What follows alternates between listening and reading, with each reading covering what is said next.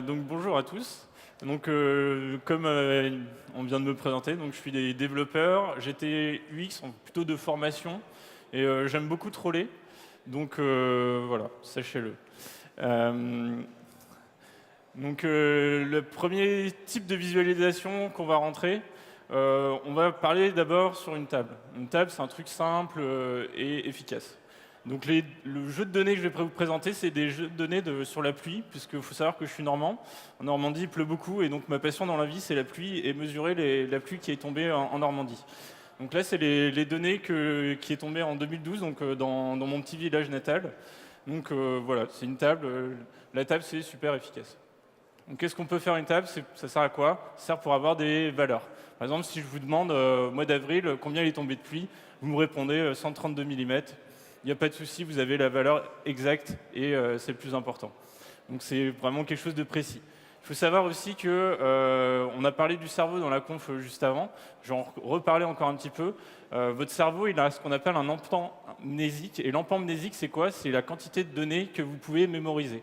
Par exemple, tout à l'heure, il y a eu le jeu Burger Quiz avec le burger de la mort. Et en fait, ils étaient sûrs de se planter, puisque l'empan mnésique est de 7. C'est-à-dire que vous pourrez retenir cette information dans votre mémoire vive, et après vous allez commencer à oublier les informations. Donc ça n'a pas manqué, le monsieur qui était là, il a essayé, il n'a pas réussi. Et c'est normal, c'est lié à son cerveau. Donc 7, c'est la moyenne. Il faut savoir qu'il y a des gens qui sont meilleurs et d'autres qui sont moins bons. Donc ça, c'est pour une table. Donc là, vous voyez comment on peut tricher avec une table. Donc déjà, on peut présenter les données en ordre alphabétique. Ça, c'est absolument génial l'ordre alphabétique, puisque ça sert à rien. Ça sert juste à faire chier les gens.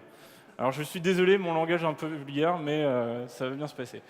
Donc là, j'ai trié les données de moi par ordre alphabétique. C'est absolument stupide, vous allez me dire. Mais il y a des gens qui le font avec les pays et ça choque personne. Donc il y a quelque chose de mieux qu'on peut faire. Alors sur des mois, il y a un ordre logique, donc on pourrait commencer par respecter cet ordre logique. Et donc dans ce cas-là, ça va être beaucoup plus facile de se repérer. Par exemple, pour repérer les mois qui sont en hiver. Donc ça, c'est un ordre, c'est assez cool. Mais quand on est sur des pays, il n'y a pas vraiment d'ordre logique. Ou alors vous pouvez les classer suivant un critère arbitraire de la nation que vous préférez à celle que vous aimez le moins. L'autre solution, c'est de simplement trier les données de votre table par ordre de valeur. Par exemple, là, ce qu'on garde, c'est les quantités de pluie. Donc on peut simplement mettre en premier le mois d'octobre parce que c'est le mois le plus pluvieux en 2012. Ce n'est pas toujours le mois le plus pluvieux en Normandie. Ça, c'était pour la table. Donc la table, rappelez-vous, c'est pour que quand vous voulez être efficace, que vous voulez communiquer des valeurs précises. Donc il n'y a pas trop moyen de tricher sur une table, sauf à changer l'ordre des valeurs pour essayer de perdre les gens. Puisqu'en fait, si on met les valeurs par ordre alphabétique, eh ben, on va poser des questions aux gens sur les données, ils vont commencer à regarder les données et ça va leur prendre du temps. Donc voilà, juste comme ça, on peut juste embêter les gens, mais il n'y a pas trop moyen de tricher. Là, on va parler maintenant des line charts. Les line charts, c'est mieux déjà. On peut déjà un peu plus tricher avec. Donc, à quoi ça sert d'abord un line chart? Un line chart, ça sert à avoir des évolutions. Donc, c'est quand vous allez vous vendre et vous voulez voir, vous allez tracer un line chart parce que vous voulez voir vos ventes qui augmentent. Donc là, j'ai tracé un line chart de la pluie, pareil, ça ne change pas, pour voir que la pluie a changé au cours des mois. Ce que notre cerveau va regarder sur un line chart, c'est l'angle que fait la ligne par rapport à l'origine. Et c'est cet angle-là qui va nous donner un indice de savoir plus l'angle va être élevé, plus on va avoir l'impression que la donnée va augmenter. Donc on va pouvoir jouer sur ça pour tricher. En général, après, ce qu'on fait sur un line chart, c'est sur l'axe des X, on met les causes, et sur les Y, c'est les effets. Donc ça, c'est pour vous présenter rapidement le line chart. Maintenant, attention, on va rentrer un petit peu dans la tricherie. Déjà, ce qu'on peut faire, c'est augmenter l'épaisseur du trait. Comme ça va tendance à réduire les effets. Par exemple, là, on va voir sur le mois entre juin, juillet et août, le trait est plus épais, donc on a l'impression que ça suit la même pente. C'est-à-dire que globalement, ça continue de décroître en été, ce qui n'est pas vrai. Donc, premier axe de tricherie. Deuxième axe de tricherie, ça c'est mon préféré, c'est quand on veut absolument monter des données qui augmentent à la fin, et bien tout simplement, on va rajouter une colonne à la fin qui est le total, et donc là, hop, magiquement, ça augmente. En plus de ça, l'effet qui se coule de ça, c'est que ça va écraser l'évolution des autres. Donc là, en fait, on a l'impression que en fait, tout au long de l'année, c'est constant, et à la fin, on a une super augmentation. Donc ça, si vous avez des résultats à présenter, c'est génial. On peut aussi tricher en montrant l'effet inverse. Si par exemple, au lieu de montrer une augmentation, on voudrait montrer une diminution. Ben là, il suffit simplement de montrer des données incomplètes. Par exemple, là, pour le mois de décembre, j'avais juste les 2 premiers jours du mois de décembre, donc le point, il est là. Et il n'y a aucune information pour dire aux gens que en fait, la donnée n'est pas complète. Donc ça, c'est la manière sale de faire et qu'on voit souvent. Si, par contre, vous avez des données incomplètes et que vous voulez montrer vraiment que ce n'est pas complet, ce que vous pouvez faire, c'est terminer le trait par des petits tirets. Et là, vous allez dire, mais putain, t'es un expert en AdAvis, comment t'as fait pour faire des petits tirets sur une ligne? C'est super compliqué. Je vais vous donner l'astuce. En fait, il suffit de dupliquer votre donnée. Vous tracez un graphe qui va juste de janvier à novembre, où vous tracez en ligne complète, et vous tracez un graphe qui va de janvier à décembre avec une ligne en pointillé, et c'est gagné. Voilà, ça c'est cadeau. La troisième solution qu'on a, c'est de faire la 3D. La 3D, c'est absolument génial, vous pouvez en mettre partout. C'est un peu la solution à tous vos problèmes. Donc là, un line chart en 3D, c'est absolument illisible. Parce que déjà, ici, entre août et octobre, on a l'impression que c'est constant. On ne sait pas trop quelle ligne regarder pour savoir c'est quoi la valeur qu'on veut vraiment montrer. Donc la 3D, c'est génial. Là, on a couvert à peu près les bases avec le line chart. On va faire les autres graphes de base, c'est le bar chart. Alors, c'est pas aussi bon que les barres chocolatées, mais c'est pas mal quand même. Le bar chart, ça sert à faire quoi? Ça sert à comparer des valeurs. Donc, vous allez avoir 2 valeurs ou un groupe de valeurs que vous voulez comparer entre elles. Par exemple, là, ce que j'ai voulu faire, c'est comparer les données de pluie de différentes années, donc 2010, 2011, 2012. Et donc, ce qui est intelligent de faire, c'est de grouper les données qu'on veut comparer. Donc, la pluviométrie par mois, on va grouper par mois pour pouvoir comparer chaque mois. Donc, comment on peut tricher avec un bar chart? Déjà, là, on est sur un bar chart qui va être plutôt le chiffre d'affaires d'une boîte. Alors là, on voit que le chiffre d'affaires n'est pas terrible. Je veux dire, on est passé de 2014 à 2015, il n'y a pas eu une grosse évolution. Si on montre ça à nos actionnaires, ils ne vont pas être trop contents et donc c'est pas terrible. Donc la première solution, c'est de couper et de ne pas commencer à zéro. On va commencer à 9000, à 9900, et là, vous voyez que tout de suite, le chiffre d'affaires a augmenté entre 2014 et 2015. Et là, nos actionnaires sont ravis. Une autre solution aussi, c'est si jamais vous avez des données comme ça, donc là, vous avez les données de vente d'un magasin numéro 1 qui sont en bleu clair et d'un magasin numéro 2 qui sont en bleu noir, là. Et vous voyez qu'il y a en septembre, il y en a un qui performe mieux que l'autre. Et ça, c'est vraiment pas terrible. Et si on montre ça à notre patron, il va pas être content, il va vous demander des explications. Et on n'a surtout pas envie qu'il nous demande des explications. Donc ce qu'on va faire, c'est qu'on va simplement couper l'échelle entre ici et ici, et on va le dire à personne. Et comme ça, les données, hop, magiquement, voilà, c'est bon, il n'y a plus de différence entre les 2 magasins. Ils performent aussi bien que l'autre tout au long de l'année. Donc on n'a pas d'explications à donner à notre patron. C'est génial. Donc ça, pour faire ça, il faut quand même être un peu plus avancé puisqu'il faut maîtriser des librairies de graphiques. On peut pas, type iChart, on ne peut pas se contenter de faire ça sur Google Forms, enfin Google Docs ou voilà. Et la dernière solution, bien sûr, faire de la 3D. C'est absolument génial. Donc là, en 3D, si je vous demande en juillet, il est tombé combien de millimètres de pluie? Déjà, vous n'allez pas tous être d'accord. Et pourquoi vous n'allez pas être d'accord? Parce qu'il y a une première barre ici, vous avez l'impression que c'est en dessous du 100, mais en fait, c'est peut-être 100, on ne sait pas trop. Bon, alors la solution, je vous la donne, c'est 100. Donc, cherchez pas, c'était 100 qu'il fallait trouver. L'échelle était derrière, en fait, donc il fallait regarder la barre la plus haute pour trouver la bonne solution. Donc là, je vous ai présenté les lignes et les barres, et on va comparer un peu les deux, pour savoir comment choisir le meilleur, ou plutôt la pire, suivant les données que vous montrez. Donc là, si je vous demande de comparer entre juin et novembre, de savoir où est-ce qu'il est tombé le plus de pluie, alors, qui vote pour le mois de juin est plus pluvieux que le mois de novembre? Ok.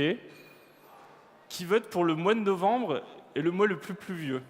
Il est plus pluvieux que le mois de juin. Donc c'est à peu près partagé. On ne sait pas trop.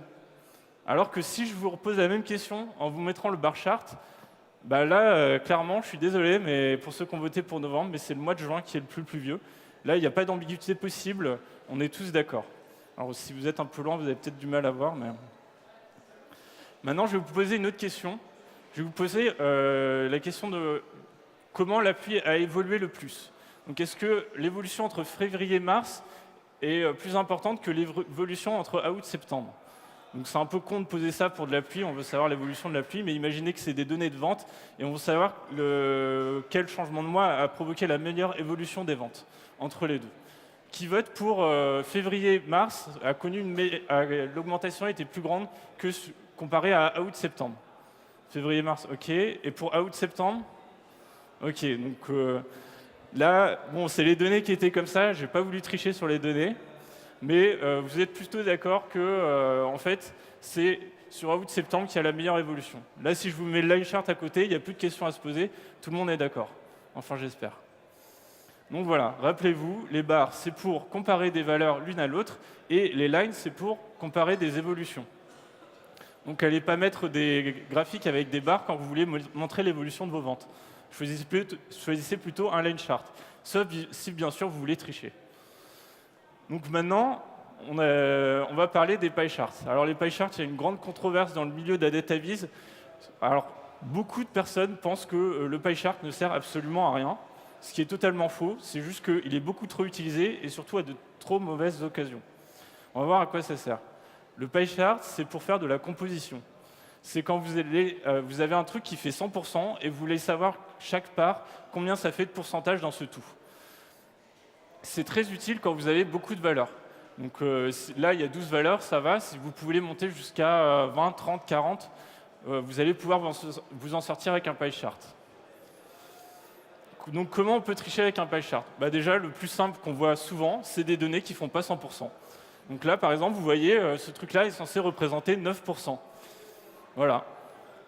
Alors que si vous faites la somme, vous voyez qu'en fait, c'est 17% et l'autre, c'était 4%. Vous mettrez des pourcentages qui n'ont pas de rapport avec l'espace que ça occupe dans votre aire. Ça arrive souvent parce que les gens oublient. Par exemple, ils présentent les données de navigateur, savoir combien de trafic rapporte chaque navigateur. Donc ils mettent les trois principaux, ils mettent Firefox, Chrome, Safari, et il y a toujours un truc autre qu'ils ne mettent jamais sur leur graphique, ce qui fait que leur pie chart ne fait pas 100%. Une autre solution qui est pas mal avec les pie charts, c'est de couper le centre. Ici, donc on n'a plus un pie chart, on a ce qu'on appelle un donut chart, mais l'effet est le même. Alors pourquoi enlever le centre est embêtant? Tout simplement parce que certaines personnes, dont je fais partie, utilisent le centre pour savoir le pourcentage que chaque part représente. Donc à chaque fois, c'est à peu près 25% de la population qui utilise l'angle au centre pour savoir les parts de chaque. Donc à chaque fois que vous enlevez le centre, vous embêtez 25% de la population. Donc si votre chef est dans ces 25%-là, vous pouvez bien sûr enlever le centre sans problème. Et la 3D, parce que j'aime bien la 3D. La 3D, c'est absolument génial, puisque ça va fausser toutes les représentations. Donc là, que vous utilisez l'angle au centre, ou l'arc extérieur, ou la surface, vous êtes sûr que la personne va se tromper. Il suffit de mettre les petits pourcentages derrière, ils vont paraître beaucoup plus petits, ou de les mettre devant si vous voulez les faire paraître beaucoup plus gros. Et si vous jouez, alors là, l'angle encore est pas trop prononcé, mais vous pouvez bien allonger votre pie chart, et là, vous êtes sûr que personne ne va avoir les bons résultats. Absolument génial, le pie chart. Donc, je ne suis pas un grand fan de la 3D, comme vous avez pu le constater, mais il y a quand même certaines fois où on pourrait se dire, la 3D, quand je veux dessiner 3 dimensions, on peut faire un faux espèce de 3D avec des points qui seraient plus ou moins devant et jouer sur ça pour montrer 3 dimensions avec un pie chart. Donc, à votre avis, sans faire de 3D, jusqu'à combien de dimensions je peux aller? Alors, qui pense que je peux faire une dimension sans avoir recours à la 3D? Une dimension, c'est facile, c'est juste une ligne. Une dimension, c'est facile, c'est juste une ligne. Voilà. 2 dimensions, qui pense que c'est possible? Ok. Dimension, c'est tout simplement un axe des x et des y. Simple, ça marche. Qui pense maintenant qu'on peut faire 3 dimensions sans faire un effet de 3D? Ah, pas mal. C'est quoi votre idée? La taille des points, bien joué. En jouant sur la taille des points, on peut dessiner 3 dimensions sans avoir un recours à un effet 3D un peu bancal. Qui pense maintenant qu'on peut faire 4 dimensions? Non, mais en fait, si je le demande, c'est facile, en fait, vous avez la réponse. Donc 4 dimensions, c'est toujours possible. On va jouer simplement sur l'intensité des couleurs. Donc bien sûr, il faut rajouter l'échelle qui va bien à côté, en disant que blanc, ça va être faible, et noir, ça va être très élevé. Et donc on arrive à 4 dimensions. Qui pense qu'on peut réussir à faire 5 dimensions? Il y a toujours des gens qui sont experts. Alors je suis désolé, au-delà de 5 dimensions, non, vaut mieux pas essayer, je vous conseille pas. Faites plutôt 2 chartes, l'un à côté de l'autre, et reliez-les entre eux. Ça va être beaucoup plus efficace que d'essayer de faire 5 dimensions. Déjà, j'ai du mal à voir comment on aurait pu faire 5. Donc là, j'ai parlé un peu de la couleur, en disant qu'on pouvait jouer sur l'intensité de la couleur. La couleur, moi, ça me pose un énorme problème, parce que j'aime pas avoir à m'occuper des couleurs. Et si j'ai de la chance, c'est quelqu'un d'autre qui fera la charte graphique avec des couleurs pour moi. Pourquoi la couleur, c'est un problème? Parce que 8% des hommes sont daltoniens. Donc 0,5% des femmes, mais 8% des hommes. Ça veut dire que dans cette salle-là, il y a forcément un daltonien qui traîne quelque part. Et dans vos collègues, vous en avez forcément un qui est daltonien et qui ne saura pas discriminer le vert du rouge. Et ça, c'est un problème. Donc il faut bien faire attention aux couleurs que vous allez choisir, sinon certaines personnes ne vont pas voir que c'est des catégories différentes que vous mettez dans les couleurs. Après, si vous avez de la chance, votre chef est daltonien et vous pouvez jouer sur ça. Ensuite, la couleur, il faut savoir qu'il y a des conventions qui existent. Par exemple, que le gris, c'est quand on veut représenter pas de données. Ça, c'est un magnifique chart, enfin une carte sur laquelle on a représenté les résultats des dernières élections présidentielles en France. Et on voit qu'en fait, il y a juste la Provence-Alpes-Côte d'Azur là, qui ont voté, puisque eux, ils sont en bleu et tous les autres sont en gris. Est-ce que tout le monde est d'accord avec moi? En fait, c'est pas ça le résultat qui était attendu. En fait, ils ont mis en gris, c'est les résultats où il y avait une majorité de votes pour le président actuel. Donc, alors, quand on voit ça, on pourrait se dire qu'il n'y a pas eu de résultat. En fait, non, c'est juste les votes pour Macron qui ont été symbolisés en gris. Ce qui était une très mauvaise idée. Ils auraient pu prendre n'importe quelle couleur. Par exemple, du violet, ça aurait très bien été. Ensuite, vous pouvez utiliser la couleur pour rendre plus facile l'interprétation de vos données. Par exemple, sur ce bar chart, on plotte les ventes de fruits et légumes, enfin de fruits, et on a choisi des couleurs totalement random. Par exemple, j'ai choisi les pommes en bleu. C'est très intelligent de mettre des pommes en bleu. Et donc, à chaque fois qu'on va parler d'un fruit, les gens vont devoir se référer à la légende sur le côté pour savoir de quel fruit on parle. Ou quand ils vont voir une barre, par exemple, ils vont voir la grosse barre du milieu, ils vont faire « c'est vert, c'est quoi là? On a eu beaucoup de ventes. Ah oui, c'est des bananes. » Oui, c'est intelligent, des bananes en vert, tout le monde. Ce qu'on peut faire de beaucoup plus intelligent, c'est de choisir des couleurs qui vont représenter chaque fruit. Donc là, je l'ai essayé un peu vite, c'est plus ou moins bien réussi. Si j'aurais passé plus de temps, ça aurait été peut-être un peu mieux. Là, j'ai mis les bananes en jaune, et donc là, j'ai même pas besoin de regarder la légende sur le côté pour savoir que jaune, c'est les bananes. Et le dernier ici, qui est couleur pêche, devinez quoi? C'est des pêches. Donc, faites bien attention, la couleur, c'est quelque chose de puissant, mais il faut bien les choisir. Et c'est fini.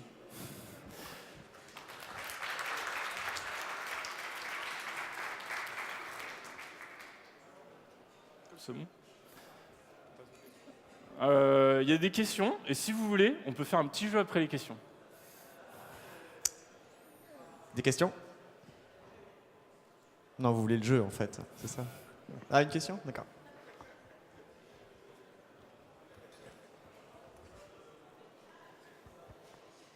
Du coup, c'est quoi les couleurs à préconiser pour adresser le plus grand nombre de personnes, dont les daltoniens? C'est bleu, orange, c'est pour faire une vise en fait. Les couleurs, les bonnes couleurs à choisir? Ouais. Souvent partir sur des dégradés, là on est sûr de ne pas se tromper. On prend un dégradé de la couleur, n'importe quelle couleur qu'on veut, et on choisit ces différentes couleurs dans ces dégradés-là. Après, il y a des outils qui existent pour visualiser, suivant les différentes formes de daltonisme, quelles couleurs sont. Parce qu'il faut savoir qu'il n'y a pas un seul type de daltonisme, il n'y a pas que les gens qui ne voient pas le rouge et le vert, il y a plusieurs types, il y en a qui ne voient pas le bleu et le rouge, et donc c'est un gros bordel. Donc pour choisir, il vaut mieux utiliser les outils, et en fait, le mieux c'est de visualiser sa data vise en niveau de gris, et comme ça on sait si les couleurs qu'on a choisies permettent de différencier les trucs. Et si on ne sait pas, on prend un niveau de gris quoi qu'il arrive, et là on est sûr de ne pas se tromper.